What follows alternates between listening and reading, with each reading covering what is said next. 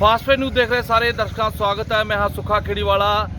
दिल्ली अंदोलन ਦੇ ਵਿੱਚ ਜਿੱਤ ਹੋਈ ਹੈ ਤੇ ਹੁਣ ਜਿੱਤ ਤੋਂ ਬਾਅਦ ਜਿਹੜੇ ਇੱਥੇ ਲੋਕ ਨੇ ਉਹ ਘਰ ਵਾਪਸੀ ਲਈ ਤਿਆਰੀ ਕਰ ਰਹੇ ਨੇ। ਤਸਵੀਰਾਂ ਜੇਕਰ ਦੂਰ ਤੋਂ ਮੈਂ ਦਿਖਾਵਾਂ ਕਿ ਕਿਸ ਤਰ੍ਹਾਂ ਟਰਾਲੀਆਂ ਤਿਆਰ ਨੇ ਅਤੇ ਸਵੇਰੇ ਸਾਰ ਹੀ ਇਹਨਾਂ ਟਰਾਲੀਆਂ ਨੇ ਇੱਥੋਂ ਰਵਾਨਾ ਹੋ ਜਾਣਾ। दूसरी तरफ की तस्वीर मैं विक्की ਨੂੰ ਕਹੂੰਗਾ ਦਿਖਾਵੇ कि किस तरह जाम की स्थिति के नाल जूझना पै रहा। इत्थों के ਜਿਹੜੇ लोग ने उन्होंने जाम के नाल जूझना पै रहा। तो लंबे लंबे जाम ने ਜਿਹੜੇ ਉਹ इस जगह ਤੇ ਵੇਖੇ जा सकते हैं। हालांकि ਸਿੰਘੂ बॉर्डर ਤੇ टिक्करी बॉर्डर भी ਅਜਿਹੀਆਂ तस्वीरां ने जिस देख सकते हो दूर दूर तक जाम आ। तो जेकर गल करिए तो तैयारियां भी बापू कल जाने की पूरी तैयारियां ने। हाँ जी, कल दी जान दी तैयारियां पूरा भर लिया ट्रालियां। हाँ जी, पूरे सामान भर लिया जी। हाँ जी, ट्रालियां पूरियां। हाँ, पूरा सामान भर लिया जी। तड़की सुबह से जान की तैयारी है 9:30 बजे। जो जथेबंदी का हुक्म आएगा उस दौरान। बिल्कुल बिल्कुल जी, जथेबंदी का जो भी हुक्म होएगा उदों जिहड़ा हैगा चलिया जाएगा। तो जेकर गल करिए तो तैयारियां मुकम्मल कर लिया गई ने। तो जल्दी किसान ने जिहड़े इत्थों अपने पंजाब के लिए फतेह मार्च करके वापस जाएंगे, जिन्हें स्वागत हरियाणा ते पंजाब के लोग करनगे। साहिब श्री गुरु ग्रंथ साहब जी की पावन हजूरी च जुड़ बैठी गुरु रूप साध संगत फतेह अर्ज करदा हूं। वाहिगुरू जी का खालसा, वाहिगुरू जी की फतेह। सतगुरां दी अपार कृपा हुई है। एक किसान मोर्चा जिहड़ा तकरीबन 1.25 साल चलिया। 2 महीने पंजाब दियां रेलवे लाइनां ते किसान बैठे, 1 साल तो वध दिल्ली दे बॉर्डरां ते बैठे। उन्होंने जे सच पुछो तो जो कुछ उत्थे वापरिया वो सारा सतगुरां दी रहनुमाई च ही वापरिया। असी जिन्होंने तुसी मोर्चा चलाउण वाले आखदे हो, मैं समझदा साडी अकाल पुरख ने ड्यूटी लाई, मोर्चा सतगुरां ने ही चलाया। असी इन्नी समर्था नहीं सी रखदे जिन्ना कुछ उत्थे मोर्चा तोड़न लई होया। पता नहीं सतगुरु किवें आप विच खलो के सानू बचाउंदे रहे। मोर्चे नूं नेपरे चाढ़न विच सतगुरां दी अपार कृपा ये सब तो वड्डी साडे ते बख्शिश सी। तो मैं जिथे सारी दुनिया च बैठे इस मोर्चे दे हमदर्द सिख भाईचारा ते खास तौर ते दिल्ली दीयां संगतां ਜਿਹੜੀਆਂ अपने ਵੱਲੋਂ हर योगदान पाउंदियां रहियां। दिल्ली सिख गुरुद्वारा प्रबंधक कमेटी जिन्हें हर पक्षों साडी पूरी सहायता ही नहीं की, सानू हौसला भी दिता, उन्हां दा मैं सारियां जथेबंदियां वल्लों धन्नवाद करदा। मैं मुआफ़ी मंगदा सिख संगतां तो, दिल्ली दीयां संगतां तो। पूरा 1 साल साडे मोर्चे ते डटे रहन कारण तुहानू बहुत कष्ट सहना पिया। दिल्ली आउण लई बहुत मुश्किलों का सामना करना पिया, साडी मजबूरी सी। फिर भी दिल्ली की संगत तो असी मोर्चे वालों मुआफ़ी मंगते हैं। मुआफ़ी मंगदा दिल्ली के मोर्चों के बार्डर के नाल लगते पिंडां तो जिन्होंने पता नहीं किन्ने कष्ट झलने पे इस मोर्चे की वजह करके। और वाहिगुरू की कृपा रही, उहदे बावजूद उन्होंने जो साडी सहायता की, हरियाणे दे उन्हां पिंडां विचों हर रोज़ दुध लस्सी ते पता नहीं की रसद दे विच वो लोग सानू लिया के सारे मोर्चे नूं प्रदान करते रहे। तो इहदे लई भी मेरे कोल शब्द नहीं कुछ कहण नूं। सारी दुनिया च बैठे लोग इस मोर्चे वल टिकटिकी लाई बैठे सी ते हर तरह का जो कुछ किसी ते बन पाया इस मोर्चे लिए सब ने किया। विदेशों में बैठे लोगों ने जलूस कढ़े, हर रोज़ चौंकों में खड़ के झंडे दिखाते रहे, हर रोज़ साड़ी हर तरह नाल सहायता करते रहे, माइक सहायता भी करते रहे। तो कोई कसर बाकी नहीं किसी ने छड्डी। सतगुरां दी मेहर सी कि असी उहदे सदका ਅੱਜ ਇਸ ਸਿੱਧ ਕਰਨ ਵਿੱਚ ਸਫਲ ਹੋਏ ਹਾਂ ਵੀ ਲੋਕ ਵੱਡੇ ਹੁੰਦੇ ਨੇ, ਸਰਕਾਰਾਂ ਨਹੀਂ।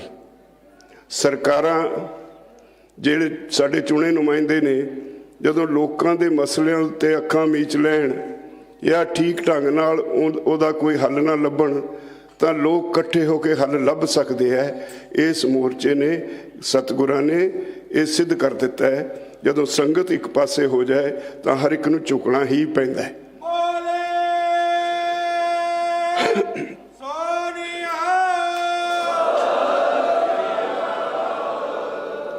ਮੇਰੇ ਕੋਲ ਸ਼ਬਦ ਨਹੀਂ।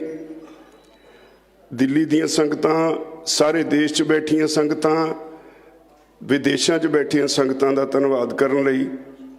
ਔਰ ਮੁਆਫੀਆਂ ਮੰਗਣ ਤੋਂ ਸਿਵਾ ਮੇਰੇ ਕੋਲ ਕੁਝ ਨਹੀਂ। ਅਸੀਂ ਬਹੁਤ ਨੂੰ ਕਸ਼ਟ ਦਿੱਤਾ, ਬਹੁਤ ਲੋਕਾਂ ਨੇ ਕਈ ਤਰ੍ਹਾਂ ਦੇ ਮੁਸ਼ਕਲਾਂ ਜਿਹੜੀਆਂ ਸੀ ਉਹਨਾਂ ਦਾ ਸਾਹਮਣਾ ਕੀਤਾ। ਅੱਜ ਮੈਂ ਸਤਿਗੁਰਾਂ ਦੇ ਓਟ ਆਸਰੇ ਤੋਂ ਗਦਗਦ ਹਾਂ। ਸਾਰੀ ਕਿਸਾਨ ਜਥੇਬੰਦੀਆਂ, ਸਾਰਾ ਸਿੱਖ ਭਾਈਚਾਰਾ, ਕਿਉਂਕਿ ਪੰਜਾਬ ਤੋਂ ਅੰਦੋਲਨ ਸ਼ੁਰੂ ਹੋਇਆ ਸੀ, ਇਸ ਕਰਕੇ ਮੁੱਢ ਪੰਜਾਬ ਨੇ ਬੰਨਿਆ। ਪੰਜਾਬ ਹੀ ਇਹਦਾ ਧੁਰਾ ਬਣਿਆ ਰਿਹਾ ਤੇ ਸਾਡੇ ਨਾਲ ਹਰਿਆਣਾ ਜੁੜਿਆ, ਯੂਪੀ ਜੁੜਿਆ, ਰਾਜਸਥਾਨ ਜੁੜਿਆ, ਮੱਧ ਪ੍ਰਦੇਸ਼ ਜੁੜਿਆ। ਦੇਸ਼ ਦੇ ਕੋਨੇ-ਕੋਨੇ ਤੋਂ, ਬੰਗਾਲ ਤੋਂ, ਤਾਮਿਲਨਾਡੂ ਤੋਂ, ਕੇਰਲਾ ਤੋਂ ਜਥੇ ਆ ਕੇ ਸਾਡੇ ਨਾਲ ਧਰਨੇ 'ਚ ਬੈਠਦੇ ਰਹੇ। ਸਾਰੀ ਦੁਨੀਆ, ਸਾਰੇ ਦੇਸ਼ ਵਿੱਚ ਜਦੋਂ ਅਸੀਂ ਕੋਈ ਕਾਲ ਦਿੰਦੇ ਸੀ, ਜਿਨ੍ਹਾਂ ਲੋਕਾਂ ਨਾਲ ਸਾਡਾ ਸਿੱਧਾ ਸੰਪਰਕ ਨਹੀਂ ਵੀ ਸੀ, ਉਹ ਸਾਰੇ ਸਾਡੇ ਉਸ ਕਾਲ ਨੂੰ ਉਹ 'ਤੇ ਫੁੱਲ ਚੜਾਉਂਦੇ ਔਰ ਉਹਨੂੰ ਸਫਲ ਕਰਦੇ ਸੀ। ਇਹ ਵਿਲੱਖਣ ਮੋਰਚਾ ਸੀ। ਇਹ ਮੋਰਚਾ ਦੁਨੀਆ ਦਾ ਇਕੱਲਾ ਇਹੋ ਜਿਹਾ ਮੋਰਚਾ ਹੋ ਨਿਬੜਿਆ ਜਿਹੜਾ ਸਭ ਤੋਂ ਲੰਬਾ ਸਮਾਂ ਚੱਲਿਆ, ਸਭ ਤੋਂ ਵੱਧ ਸ਼ਾਂਤਮਈ ਔਰ ਸਭ ਤੋਂ ਵੱਧ ਲੋਕਾਂ ਦੀ ਸ਼ਮੂਲੀਅਤ ਵਾਲਾ।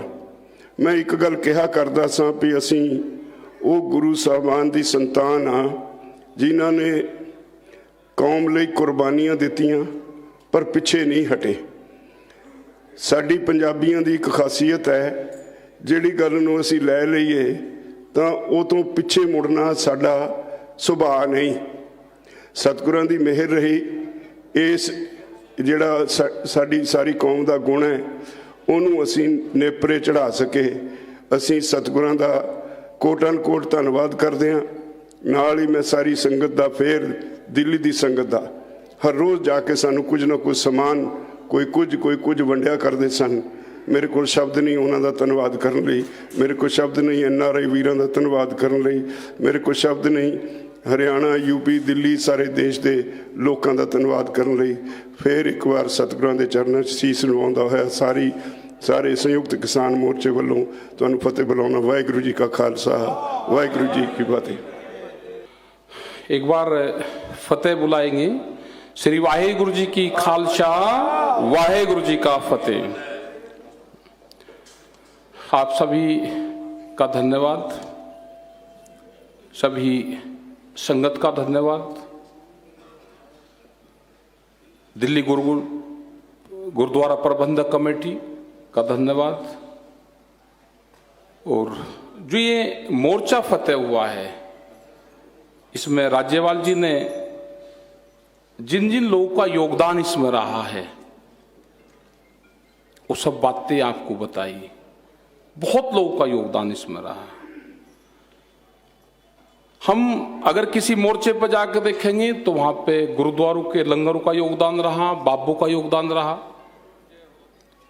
किसी बीमार से पूछेंगे तो कहेगा कि मैं अस्पतालों का योगदान रहा, जिन्होंने वहां पे जो डॉक्टर वहां पे मोर्चे पे बैठे थे, मुझे उसका योगदान सबसे बड़ा लगा।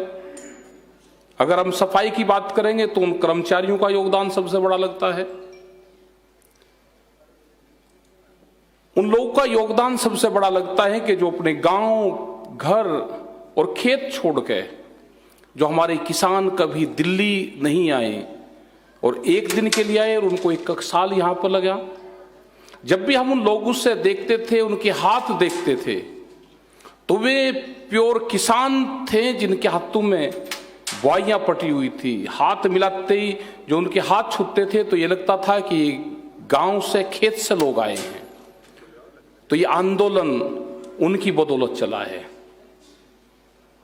जो गांव में रहते थे, जो प्रेस के कपड़ों से उनसे दूर रहते थे, जिन्होंने हमेशा सेवा की, सेवा भाव।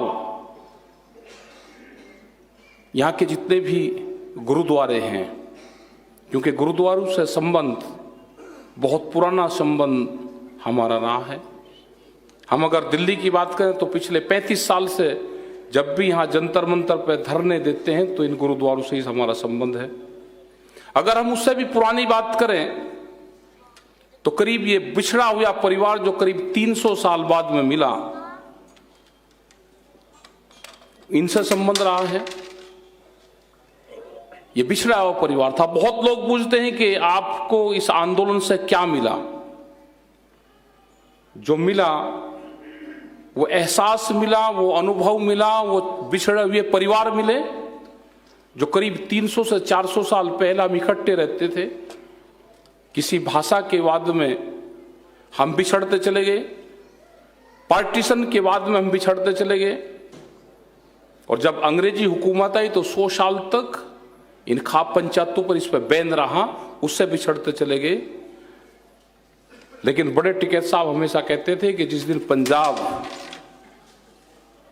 इकट्ठा जुड़ जाएगा, हरियाणा उसके साथ आ जाएगा, और दिल्ली के चारों तरफ का जो 300 किलोमीटर का क्षेत्र है, 400 का, ये जुड़ जाएगा, ये पूरे हिंदुस्तान के किसानों के भाग्य का फैसला करेगा। वो दिन आया, उनके टाइम पर तो नहीं आया, लेकिन आया, और सारी पंजाब की जत्थेबंदी जुड़ी, गुरुद्वारों का बाबू का आशीर्वाद रहा, और इकट्ठे होकर वहां से एक नारा लेके, गुरुद्वारों का आशीर्वाद लेके हम दिल्ली के मोर्चों की तरफ आए। और जब भी जत्थेबंदियों से मीटिंगें होती थी, सबका एक ही मत था, ये गांव में रहने वाले बच्चे का भी मत था कि बगैर जीते घर वापसी नहीं आना। एक ही नारा बुलंद हुआ। एक साल ही बाद से ही, लेकिन एक साल में बहुत ऊंचाइयों पे जो किसान संयुक्त मोर्चा बना, बहुत ऊंचाइयों पे गया, अपनी बातें माननी, और इसमें बहुत लोगों का सहयोग इसमें रहा, चाहे वो विदेश में बैठे हुए हमारे लोग हो।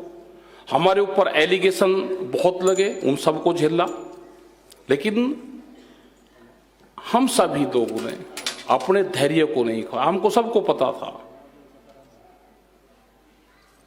कि ये जो प्रोग्राम हो रहा है, इसमें जो आशीर्वाद है, ये गुरु परंपराओं को मानने वाले लोगों का प्रोग्राम है, और इसमें जीत गुरु विचारधाराओं के लोगों की होगी। जय श्री अकाल। और आप देखोगे भी, सरकारों को भी गुरु के शरण में जाना पड़ा। जब जब भी उन्होंने जो घोषणाएं सरकारों ने करी, वे गुरु के पर्व हुए तो उस पर घोषणा करने की कोशिश करी, गुरु परंपरा को टच करने की कोशिश करी। अभी भी प्रेस के लोगों से जब बातचीत हुई 8 तारीख में सुबह ही, पूरा फैसले कंप्लीट थे। सब लोगों को यह था कि आज फैसला हो जाएगा, लेकिन हमने कहा, उन्होंने पूछा कि आज फैसला, मैं कहा आज तारीख 8 है, आज नहीं होगा। तो उसने कहा कि फिर, मैं कहा आज नहीं होगा। लेकिन जैसे ही तारीख 9 आई, क्योंकि 9 का अंक गुरु का होता है और वो पूर्ण होता है अपने आप में, और 9 तारीख को जो कल का दिन गया है, पूरे देश की धरती ने पुकारा कि आज समापन होगा। ये सुबह से ही आभास हो गया था सबको।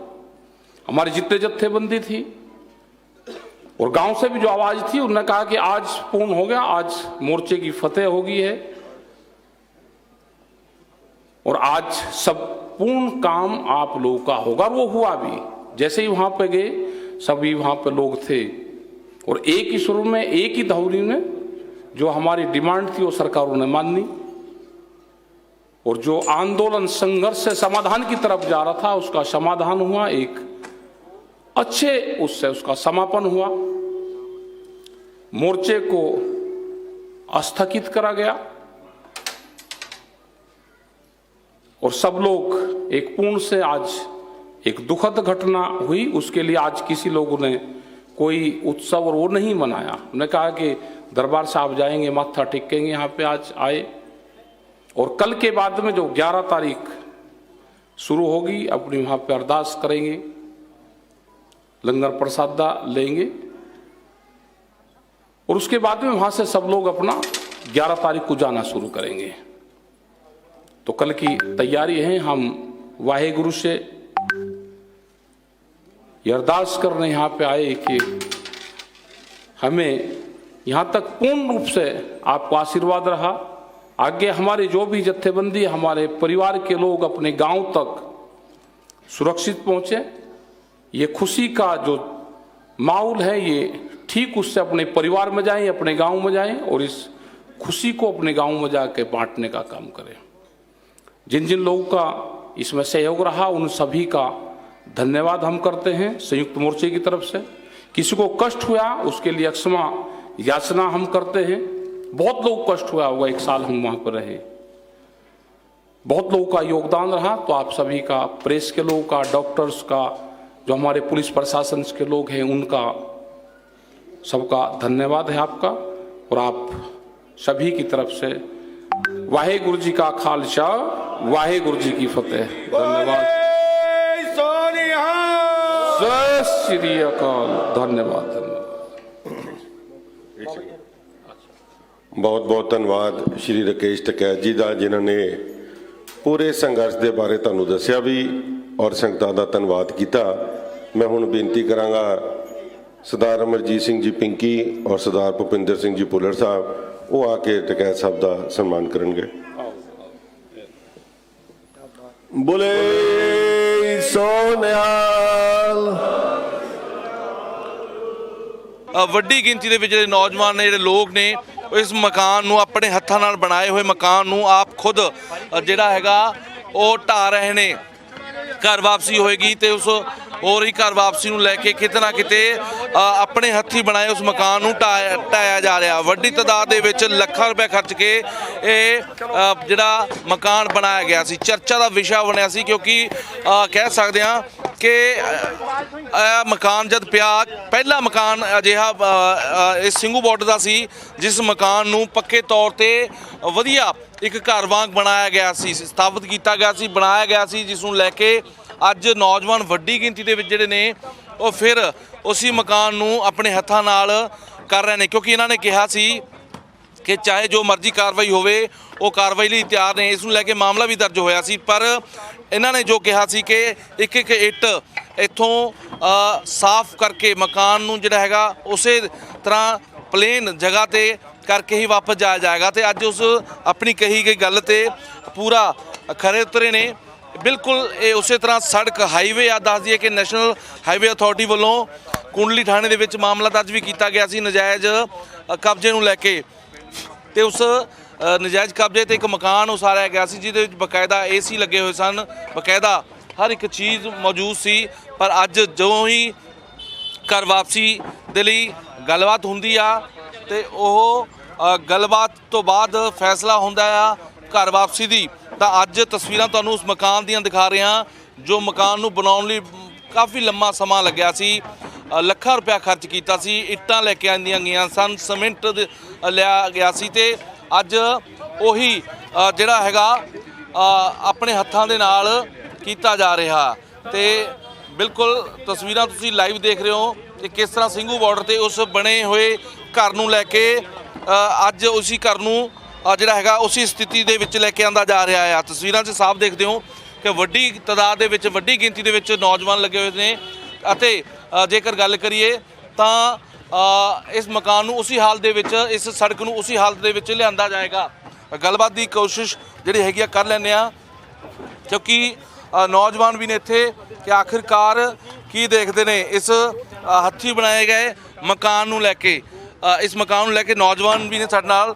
ਜ਼ਿਲ੍ਹਾ ਸੰਗਰੂਰ ਤੋਂ ਕੀ ਕਹੋਗੇ? ਵੱਡਾ ਮਕਾਨ ਬਣਾਇਆ ਸੀ, ਸਭ ਤੋਂ ਵੱਡਾ ਮਾਮਲਾ ਵੀ ਦਰਜ ਹੋਇਆ ਸੀ, ਹੁਣ ਕੀ ਕਹਿਣਾ ਤੁਹਾਡਾ ਇਸ ਨੂੰ ਲੈ ਕੇ? ਜਿੱਦਾਂ ਸਾਡੇ ਪ੍ਰਧਾਨ ਮਨਜੀਤ ਸਿੰਘ ਰਾਏ ਜੀ ਜੀ ਕੀ ਕਹਿਣਾ ਅੱਜ ਉਸੇ ਤਰ੍ਹਾਂ ਹਾਲਤ ਦੁਬਾਰਾ ਆਪਣਾ ਮਕਾਨ ਬਣਾਇਆ ਕਿਉਂਕਿ ਬਾਬਾ ਜੀ ਇਹ ਮਕਾਨ ਬਣਾਇਆ ਸੀ ਤੇ ਹੁਣ ਇਹਨੂੰ ਐਦਾਂ ਹੀ ਪਿੰਡ ਲੈ ਕੇ ਜਾਣਾ ਗੁਰਮੁਖ ਸਿੰਘ ਜੀ ਨੇ ਤੇ ਦੁਆਬੇ 'ਚ ਪਿੰਡ ਪੈਂਦਾ ਤੇ ਕਿਉਂਕਿ ਉੱਥੇ ਜਾ ਕੇ ਨਾ ਪਿੰਡ ਸ਼ਹੀਦਾਂ ਦੀ ਜਗ੍ਹਾ ਬਣਾਵਾਂਗੇ ਮੀਨਸ ਕਿ ਇੱਕ ਜਗ੍ਹਾ ਬਣਾਵਾਂਗੇ ਜਿਹਦੇ ਉੱਤੇ ਲਿਖਿਆ ਜਾਊਗਾ ਵੀ ਇਹ ਦਿੱਲੀ ਦੀਆਂ ਇੱਟਾਂ ਵੀ ਮਕਾਨ ਦੀਆਂ ਇੱਟਾਂ ਪਿੰਡ ਲੈ ਕੇ ਜਾਣੀਆਂ ਨੇ ਕਿਉਂਕਿ ਅਕਸਰ ਹੀ ਇਹ ਦੁਨੀਆ ਤੇ ਦੇਖਿਆ ਗਿਆ ਜਦੋਂ ਵੀ ਯੋਧੇ ਕੋਈ ਵੱਡੀਆਂ ਵੱਡੀਆਂ ਜੰਗਾਂ ਲੜ ਕੇ ਮੁੜੇ ਨੇ ਉਹ ਜੰਗਾਂ 'ਚੋਂ ਕੁਛ ਨਾ ਕੁਛ ਲੈ ਕੇ ਆਉਂਦੇ ਨੇ ਤੇ ਬਸ ਉਸੇ ਤਰ੍ਹਾਂ ਇਹ ਇੱਕ ਪਿੰਡ ਨੂੰ ਲੈ ਕੇ ਜਾ ਰਹੀ ਇੱਕ ਜਿੱਤ ਲੈ ਕੇ ਜਾ ਰਹੀ ਕਿੰਨੀ ਵੱਡੀ ਜਿੱਤ ਕਹੋਗੇ ਸੁਣੋ ਇਹ ਹੁਣ ਤੱਕ ਦੀ ਇੱਕ ਇਤਿਹਾਸ ਹੀ ਰਚਿਆ ਗਿਆ ਬਹੁਤ ਵੱਡਾ ਕਿਉਂਕਿ ਆਪਾਂ ਨੂੰ ਪਤਾ ਹੀ ਸੀ ਵੀ ਉਹ ਕਿਸੇ ਮੂਹਰੇ ਨਹੀਂ ਸੀ ਝੁਕਦੇ ਜੋ ਅੱਜ ਝੁਕ ਚੁੱਕੇ ਨੇ ਇਹ ਜਿੱਤ ਆਪਾਂ ਨੂੰ ਪਤਾ ਹੀ ਹੈ ਲੱਗਦਾ ਕਿ ਨੌਜਵਾਨਾਂ ਨੂੰ ਸੇਧ ਮਿਲੇਗੀ ਇਸ ਜਿੱਤ ਤੋਂ ਨੌਜਵਾਨਾਂ ਦੇ ਸਾਥ ਕਰਕੇ ਇੱਥੇ ਤੱਕ ਪਹੁੰਚੇ ਆ ਹਨਾ ਜੀ ਇਹ ਤਾਂ ਤੁਹਾਨੂੰ ਵੀ ਪਤਾ ਤੇ ਬਾਕੀ ਅਕਸਰ ਹੀ ਆਪਣੀ ਕੌਮ ਪਹਿਲੀ ਘੜੀ ਤੋਂ ਜਦੋਂ ਮਰਜ਼ੀ ਗੱਲ ਹੋਵੇ ਜਿੱਤ ਇਸ ਜਿੱਤ ਤੇ ਫਿਰ ਕੁਝ ਸੁਣਾਓ ਹਾਂਜੀ ਉਹ ਕਹਿੰਦਾ ਵੀ ਜਗਮੀਤ ਉਹ ਕਹਿੰਦਾ ਵੀ ਮੇਰਾ ਖਿਆਲ ਹੈ ਕਿ ਜ਼ਿੰਦਗੀ ਕਿਸੇ ਨੂੰ ਬਖਸ਼ਿਆ ਹੋਣਾ ਜੋ ਸਾਨੂੰ ਮਾੜੇ ਚੰਗੇ ਸਮੇਂ ਕੌਮਾਂ ਤੇ ਪੈਂਦੇ ਰਹਿੰਦੇ ਨੇ ਜਜ਼ਬੇ ਵਾਲੀਆਂ ਵਾਰਾਂ ਸੂਰੇ ਗਾਉਂਦੇ ਰਹਿੰਦੇ ਨੇ ਕਹਿੰਦਾ ਹੌਸਲੇ ਦੇ ਨਾਲ ਲੜਦੇ ਰਹੇ ਕਦੇ ਭੁੱਖੇ ਨਹੀਂ ਸੁੱਤੇ ਬਾਬਾ ਤੇਰੇ ਲੰਗਰਾਂ ਚੋਂ ਕਦੇ ਪ੍ਰਸ਼ਾਦੇ ਨਹੀਂ ਮੁੱਕੇ ਕਹਿੰਦਾ ਬੇਬੇ ਵੀ ਅੜੀ ਨਾਲ ਬਾਪੂ ਵੀ ਅੜਿਆ ਸਾਡੀਆਂ ਭੈਣਾਂ ਵੀ ਆ ਕੇ ਬਾਰਡਰਾਂ ਤੇ ਸਾਡੇ ਨਾਲ ਖੜੀਆਂ ਤੇ ਆਉਂਦੇ ਸਮੇਂ ਤੱਕ ਵੀ ਇਹ ਸਾਨੂੰ ਸਮਾਂ ਯਾਦ ਰਹੂਗਾ ਤੇ ਅੱਜ ਦੀ ਤੁਹਾਨੂੰ ਇੱਕ ਗੱਲ ਹੀ ਦੱਸਦਾ ਛੋਟੀ ਜਿਹੀ ਗੱਲ ਆ ਹੁਣ ਅਸੀਂ ਢਾ ਰਹੇ ਸੀ ਨਾ ਜਦੋਂ ਪਿੱਛੇ ਆਂਟੀ ਉਰੇ ਰਹਿੰਦੇ ਹੋਣੇ ਜਿਹੜੇ ਤੇ ਉਹ ਆਂਟੀ ਜੀ ਰੋਣ ਲੱਗ ਗਿਆ ਕਿ ਉੱਥੇ ਆਪਣੇ ਵੀ ਰੋਣ ਲੱਗ ਗਏ ਉਹ ਕਹਿੰਦੇ ਵੀ ਤੁਸੀਂ ਅੱਜ ਚਲੇ ਜਾਣਾ ਇੱਥੋਂ ਵੀ ਤੁਸੀਂ ਆਪ ਹਿਸਾਬ ਲਾ ਲਓ ਵੀ ਇੱਥੋਂ ਦੇ ਲੋਕਾਂ ਦਾ ਵੀ ਆਪਣੇ ਨਾਲ ਕਿੰਨਾ ਪਿਆਰ ਪੈ ਗਿਆ ਤੇ ਬਾਕੀ ਮਹਾਰਾਜ ਦੇ ਰੰਗ ਅੱਜ ਦਾ ਸਾਨੂੰ ਦਿਨ ਬਹੁਤ ਖੁਸ਼ੀਆਂ ਵਾਲਾ ਵੀ ਆ ਔਰ ਗਮੀ ਵਾਲਾ ਵੀ ਆ ਅੱਗੇ ਇੱਕ ਕਹਾਵਤ ਸੀ ਆਪਣੇ ਹੱਥਾਂ ਨਾਲ ਬਣਾਉਣਾ ਔਰ ਆਪਣੇ ਹੱਥਾਂ ਨਾਲ ਢਾਉਣਾ ਅੱਜ ਤੁਹਾਡੇ ਸਾਹਮਣੇ ਮਿਸਾਲ ਪੈਦਾ ਹੋ ਗਈ ਆ ਇਹਨਾਂ ਹੱਥਾਂ ਨਾਲ ਉਹ ਵੀਰ ਮੇਰੇ ਨੂੰ ਤਾਂ ਸਾਰਾ ਪਤਾ ਆ ਇਹਨੀ ਜਿੱਦਣ ਬਣਾਉਣ ਸੀ ਮੇਰਾ ਉਦਣ ਵੀ ਮੇਰਾ ਵੀਰ ਇੱਥੇ ਸੀਗਾ ਇਹ ਸਾਡੇ ਨਾਲ ਲਗਾਤਾਰ ਇਨੀ ਇੱਥੇ ਸਾਡੇ ਕੋਲ ਰਹੇ ਆ ਸਾਡੇ ਕੋਲ ਜ਼ਿਆਦਾ ਰਹਿੰਦੇ ਸੀ ਇਹਨਾਂ ਨੂੰ ਸਭ ਪਤਾ ਕਿ ਮਕਾਨ ਕਿੱਦਾਂ ਬਣਿਆ ਕੀ ਅੜਚਣਾਂ ਆਈਆਂ ਕਿੱਦਾਂ ਹੋਈ ਅੱਜ ਉਹਨਾਂ ਹੱਥਾਂ ਨਾਲ ਅਸੀਂ ਇਹ ਮਕਾਨ ਢਾਉਣਾ ਪਿਆ ਦੁੱਖ ਤਾਂ ਬਹੁਤ ਲੱਗਾ ਪਰ ਖੁਸ਼ੀ ਵੀ ਬਹੁਤ ਆ ਕਿ ਅਸੀਂ ਅੱਜ ਆਪਣੇ ਵਤਨ ਨੂੰ ਵਾਪਸ ਚੱਲੇ ਕੀ ਲੱਗਦਾ ਲਗਾਓ ਵੀ ਹੋ ਗਿਆ ਸੀ ਲੋਕਾਂ ਦੇ ਨਾਲ ਮੈਂ ਕਹਾਂ ਜੀ ਲਗਾਓ ਤਾਂ ਇੰਨਾ ਕੁ ਹੋ ਗਿਆ ਆ ਇਸ ਬਸਤੀ ਦਾ ਰਹਿਣੇ ਵਾਲਾ ਆ ਬੰਦਾ ਇਹ ਇੱਕ ਮਜ਼ਦੂਰ ਆ ਇਹ ਵੀ ਮੇਰਾ ਭਰਾ ਮਜ਼ਦੂਰ ਆ ਆਪਣੀ ਅੱਜ ਦਿਹਾੜੀ ਛੱਡ ਕੇ ਇਹ ਸਾਡੇ ਨਾਲ ਇਹ ਕੰਮ ਕਰਾਉਣ ਆਏ ਆ ਇਹ ਸਾਡੇ ਨਾਲ ਇਹਨਾਂ ਨਾਲ ਮੁਹੱਬਤ ਪਿਆਰ ਇੰਨੀ ਕੁ ਵੱਧ ਗਈ ਜਿਹੜੀ ਹੱਦ ਤੋਂ ਜ਼ਿਆਦਾ ਹੋ ਗਈ ਬਿਲਕੁਲ ਕਹਿੰਦੇ ਯਾਦਗਾਰ ਵੀ ਬਣਾਈ ਜਾਏਗੀ ਕੋਈ ਹਾਂ ਜਿਹੜੇ ਸਿੰਘ ਸ਼ਹੀਦ ਹੋਏ ਆ ਇੱਥੇ ਉਹ ਇੱਥੇ ਸਾਡੇ ਜਥੇਬੰਦੀਆਂ ਕੋ ਡਿਸਾਈਡ ਕਰ ਰਹੀਆਂ ਆ ਤੇ ਆਪਾਂ ਮੁੱਲ ਲੈ ਕੇ ਜਗ੍ਹਾ ਉਹਨਾਂ ਦੀ ਯਾਦਗਾਰ ਬਣਾਈ ਜਾਊਗੀ ਤੇ ਲੱਗਦਾ ਕਿ ਇਹ ਇੱਟ ਗਵਾਹ ਨੇ ਉਸ ਚੀਜ਼ ਦੇ ਬਿਲਕੁਲ ਗਵਾਹ ਆ ਇਹ ਅਸੀਂ ਥੋੜਾ ਜਿਹਾ ਇੱਕ ਆਪਣੇ ਘਰ ਮੈਂ ਕਮਰਾ ਬਣਾਉਣਾ ਆ ਉਹਦੇ ਉੱਤੇ ਲਿਖਣੀਆਂ ਦਿੱਲੀ ਦੀਆਂ ਇੱਟਾਂ ਜੇ ਕੋਈ ਆਣ ਕੇ ਪੁੱਛੂਗਾ ਉਹਨੂੰ ਦੱਸਾਂਗੇ ਤੇ ਵੀ ਦਿੱਲੀ ਜੰਗ ਜਿੱਤ ਕੇ ਆਏ ਸੀ ਅਸੀਂ ਉੱਥੇ ਆਹ ਮਕਾਨ ਬਣਾਏ ਸੀ ਉਹਨਾਂ ਦੀਆਂ ਇੱਟਾਂ ਤੇ ਅਸੀਂ ਛੋਟਾ ਜਿਹਾ ਇਹ ਬਣਾਇਆ ਦੂਜੀ ਗੱਲ ਇੱਥੋਂ ਇੱਕ ਚੀਜ਼ ਖਿੱਚ ਕੇ ਲਿਜਾਵਾਂਗੇ ਟਰਾਲੀ ਦੇ ਪਿੱਛੇ ਉਹ ਸ਼ੀਸ਼ੇ 'ਚ ਮੜਾ ਕੇ ਆਪਣੇ ਘਰ ਰੱਖੂਗਾ ਮਹਾਰਾਜ ਨੇ ਪੋਤੇ ਜਾਂ ਪੋਤੀਆਂ ਬਖਸ਼ੇ ਉਹ ਆਪਣੇ ਬਾਪ ਨੂੰ ਪੁੱਛਣਗੇ ਇਹ ਕੀ ਆ ਉਹ ਦੱਸਣਗੇ ਕਿ ਤੇਰਾ ਬਾਬਾ ਉੱਥੋਂ ਲਿਆ ਸੀ ਦਿੱਲੀੋਂ ਜੰਗ ਜਿੱਤ ਕੇ ਆਇਆ ਬਿਲਕੁਲ ਖੁਸ਼ੀ ਦਾ ਬਹੁਤ ਹੈ ਕਿ ਪਰਚੇ ਵੀ ਹੋਇਆ ਸਭ ਤੋਂ ਪਹਿਲਾਂ ਪਰਚੇ ਤੁਹਾਡੇ ਦੇ ਤਾਂ ਪੁਲਿਸ ਵੀ ਆਈ ਆ ਵੱਡੇ ਵੱਡੇ ਅਫਸਰ ਵੀ ਆਏ ਆ ਡਰਾਇਆ ਵੀ ਆ ਧਮਕਾਇਆ ਵੀ ਆ ਪਰ ਲੱਗਦਾ ਕਿ ਡਰਨ ਵਾਲੀ ਗੱਲ ਨਹੀਂ ਤੁਸੀਂ ਕਹਿੰਦਾ ਜੋ ਕਰਨਾ ਕਰੋ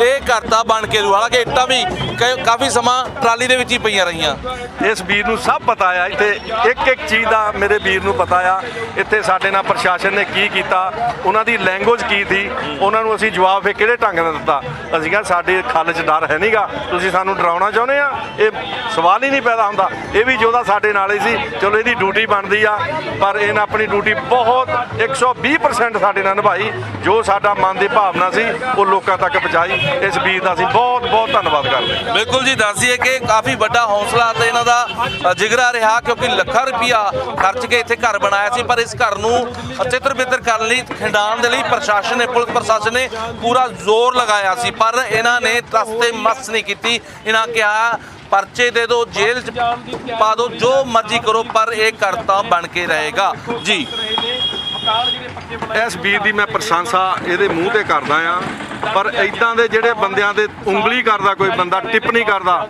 ਉਹ ਬਹੁਤ ਗਲਤ ਗੱਲ ਆ। ਇਹ ਸੱਚੀ ਖਬਰ ਦਿੰਦੇ ਆ, ਉਹ ਝੂਠੀ ਖਬਰ ਨਹੀਂ ਦਿੰਦੇ। ਔਰ ਇਹਨਾਂ ਬੰਦਿਆਂ ਦਾ ਅਸੀਂ ਸਦਾ ਹੀ ਸਾਥ ਦਿੰਦੇ ਰਹਾਂਗੇ। ਇਹਨੇ ਵੀ ਸਾਡਾ ਸਾਥ ਬਹੁਤ ਦਿੱਤਾ। ਧੰਨਵਾਦ।